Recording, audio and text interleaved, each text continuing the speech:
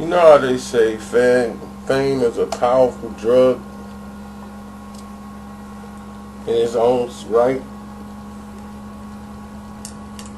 And it's always a case when someone works hard, they work their butt off to get to a certain point, and they achieve what they want to get. Then everything is like, hey, everybody's cheering, you're happy, you achieved it. But now what? What comes next? And that has become the downfall of a lot of artists in the game and even producers. Gotti let a lot of that influence his brain. Like when he came into Def Jam and was working with Leo, his main competition in the game that he saw was Diddy, Puffy Combs, and he saw how Puff moved. Puff had worked with him on a couple of stuff, and he want to outdo Puffy. He want to be what Puffy is. He want to be the shot caller. He want to be the one that's making the moves and the force to be reckoned with. He wanted to be the East Coast Suge Knight, the king of the East. And he figured, Diddy don't want that spot. I got to take that spot from Diddy. Everything moving through him.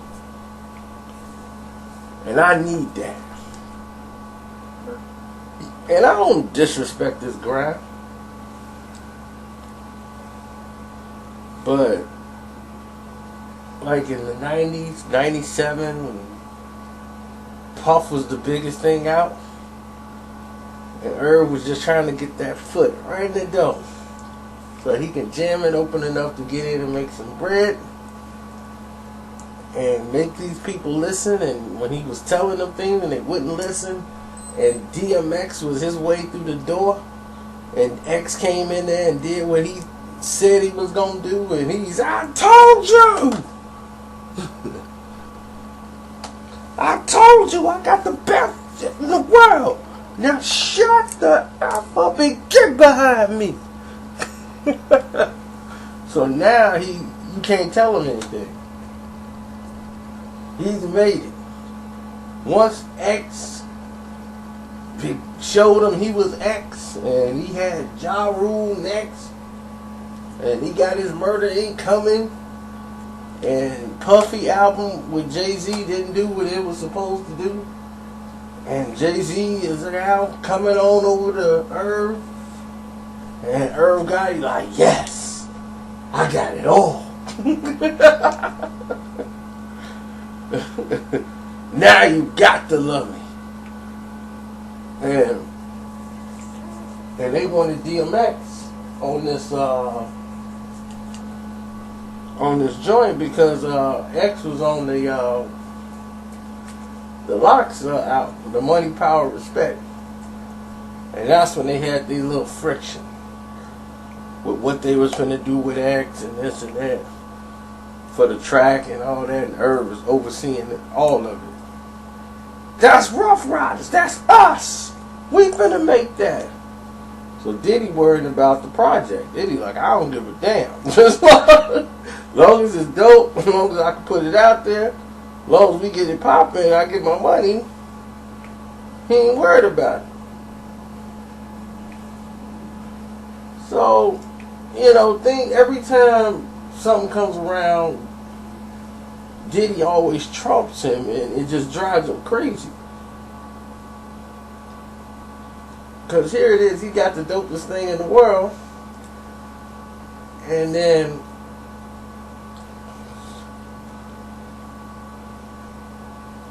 Superhead comes into the picture. I'll never forget it. Superhead comes around, and when she comes around, Diddy's there at the party. And he was like, he told the Irv Gotti, who was sleeping with her too, he tells Irv, hey, can you send her to my house tonight?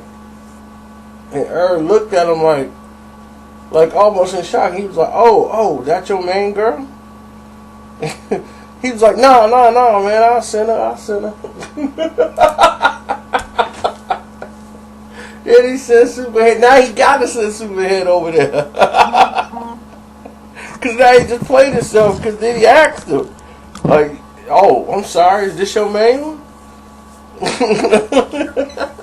So he had to send Superhead over to Diddy crib. Unbelievable, man. Unbelievable. So he's salty, right? She's over there with Diddy and doing what she do. And Irv is salty.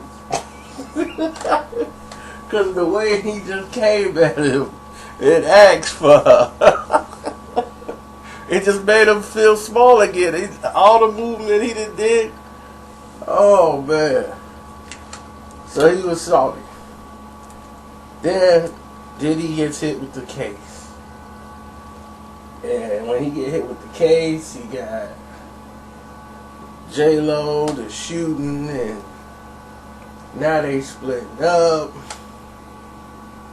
And all this stuff is going on. So, Irv works his magic. Gets in there. Maneuver his way to get 50 Cent out of the picture. Because 50 Cent was supposed to be on the track with J-Lo. He had already recorded the song because Columbia Records had already did it.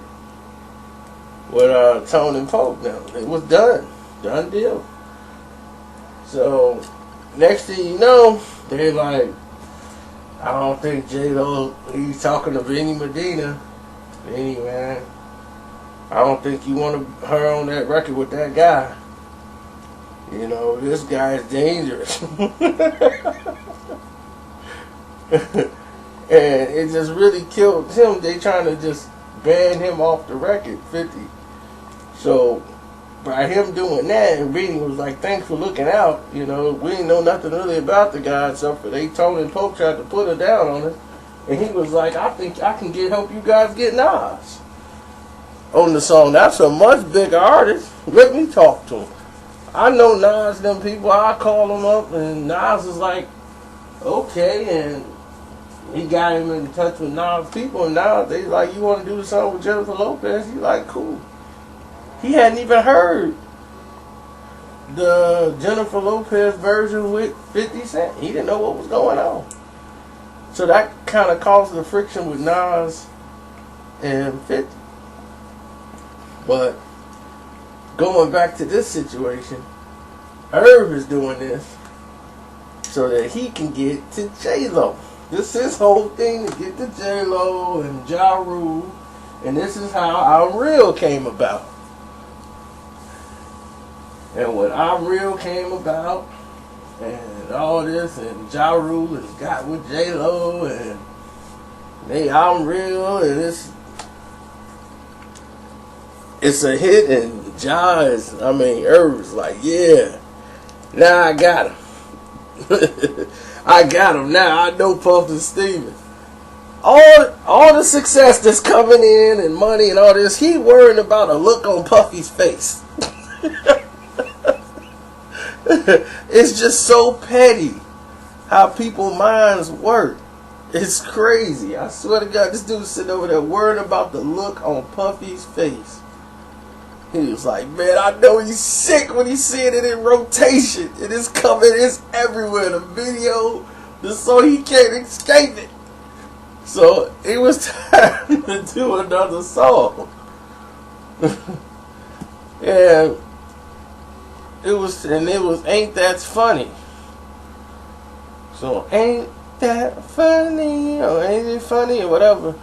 And in the lyrics, she's talking about her ex-boyfriend. He was a fool and all this stuff. So Gotti was like, yeah, she talking about Diddy on that one.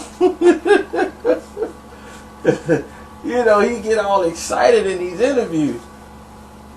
So they publish it, and it's like, producer Irv Gotti, he said Jennifer Lopez was talking about Sean Puffy Combs, her ex-boyfriend, on the song Ain't It Funny. So Diddy responds to it right away and goes, I'm going to have to talk to that motherfucker. That motherfucker must have bumped his head. I'm going to have to talk to him. And he did. And he had every time. See, it's funny because Irv be so hyped and pumped up and just mean mugging. But when somebody serious get in his face, when Diddy got in his face, all that was gone.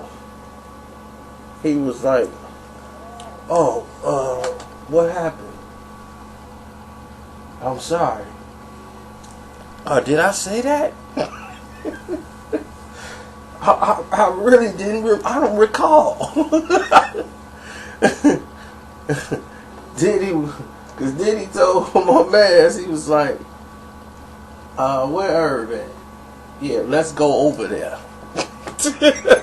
He ain't say let's call. Yeah, talk. Yeah, we coming over there. So when Puff showed up, he like, what is this all about? No, just sit there in the chair. You conscious, motherfucker.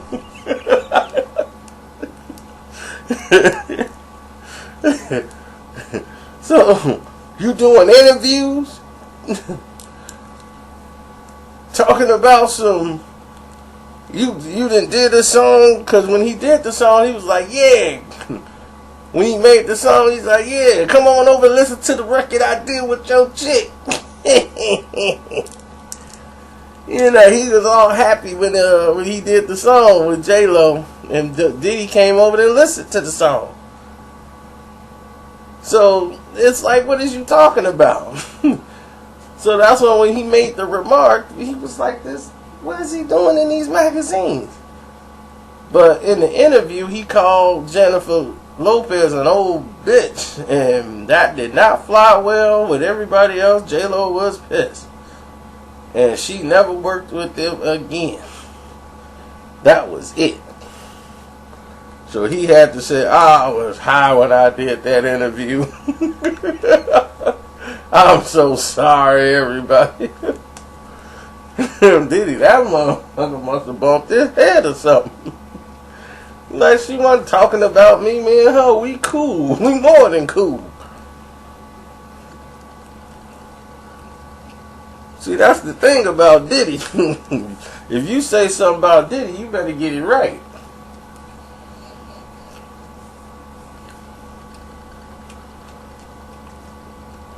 So it's not a beef like they finna come to blows. It's more of a competitive beef, like a little brother trying to show the big brother, I'm in the same room with you. And Irv got there and couldn't handle it.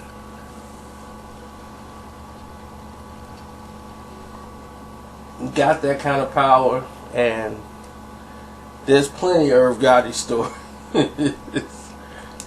And this was just one of the funny ones because it's like he kept trying to show Diddy he's on Diddy's level, and Diddy's looking like, whatever, man.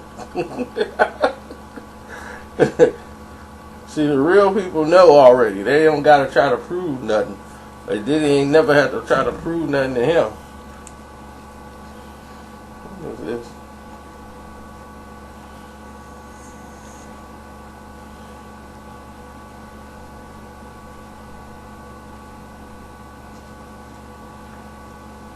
This guy just told me the Lost Boys are from Jersey.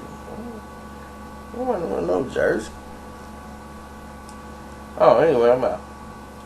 This video's still going on. Let me cut this thing off. I'm reading messages on the other video.